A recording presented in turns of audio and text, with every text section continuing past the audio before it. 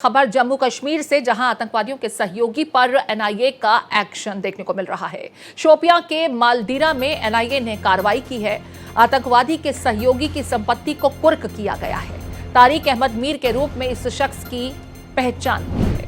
तो देखिए, आतंकवादियों के मददगारों को भी बख्शा नहीं जाएगा। जम्मू कश्मीर में एनआईए का एक्शन देखने को मिला। इसी संदर्भ में शोपियां के मालदीरा में एनआईए ने कार्रवाई करते हुए आतंकवादी के सहयोगी की संपत्ति को कुर्क किया है। तारिक अहमद मीर के रूप में आरोपी की पहचान हुई है। आरोप ये कि तारिक अहमद मीर आतंकवादी की मदद कर रहा था, आतंकवादी को लॉजिस्टिक सपोर्ट मुहैया करा रहा था। तारिक अहमद मीर की संपत्ति को एनआईए द्वारा कुर्क किया गया है। बड़ी कार्रवाई एनआईए की जम्मू कश्मीर में देखने को मिली। एनआईए का एक्शन आतंकवादी के मददगार तारिक अहमद मीर के संपत्ति को कुर्क करने के साथ देखने को मिला।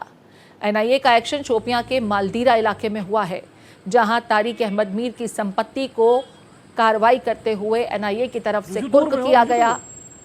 आरोप यह है कि तारिक अहमद मीर आतंकी की मदद कर रहा था। डिटेल्स के लिए विकास अब्रोल का रुख कर लेते हैं। विकास हमारे साथ जुड़ गए हैं। विकास, तारिक अहमद मीर की संपत्ति को कुर्क किया गया है। आरोप ये कि आतंकी का सहयोगी था, मददगार था, और क्या कुछ एलिगेशंस, जांच कैसे हुई, कैसे शनाख्त हुई तारिक अहमद मीर की? देखिए, काफी देर से एनआईए के रडार पे था और उस पर ऑलरेडी केस चल रहा था। उसी के मद्देनजर जब सारी जांच की गई तो उस पर यूएपीए एक्ट, जो अनलॉफुल एक्टिविटी प्रिवेंशन एक्ट जिसे कहा जाता है, उसके तहत आतंक फंडिंग और समर्थन ढांचे की जांच के में ये कदम उठाया गया। और उसके बाद उसके घर से जो है पहले ही नोटिस चिपका गया था, जिसके बाद उसके घर को कुर्क कर दिया गया है, क्योंकि जो भी सबूत मिला उसमें ये साफ साफ जाहिर हुआ कि ये आतंकी की मदद और उनको समर्थन देने का दोषी पाया गया है। पिछले काफी समय से देखें तो पिछले एक साल में एजेंसी ने दर्जनों ऐसे लोग जो ऑर्गन वर्कर्स या इनका सहयोग दे रहे थे, उनके घरों की जब्त किया, उनकी संपत्ति को जब्त किया। तो कहीं ना कहीं अब डायरेक्ट जो है ऑर्गन वर्कर्स पर करारा प्रहार किया जा रहा है, क्योंकि यही जो है रीढ़ की हड्डी आतंकवादी के लिए, जब यही खत्म हो जाए तो कहीं ना कहीं आतंकवाद अपने आप खत्म होने पर आ जाएगा। इसीलिए अब जो ऑर्गन वर्कर्स है उन पर लगातार उनको उनकी निशानदेही की जा रही है, उनके खिलाफ ऐसी एक्शन ली जा रही है, उनकी संपत्तियां कुर्क की जा रही है, क्योंकि ये सब संपत्तियां उन्होंने आतंकवादियों को जो मदद करते हैं, उनसे पैसा मिलता है, उसी से बनाई है। तो कहीं ना कहीं ये सब इलीगल है, इसलिए सबको जब्त किया जा रहा है। विकास, क्या यहाँ पर सिर्फ प्रॉपर्टी को कुर्क किया गया है या दूसरी लीगल जो कार्रवाई होती है वो भी तारिक अहमद मीर के विरुद्ध की गई है?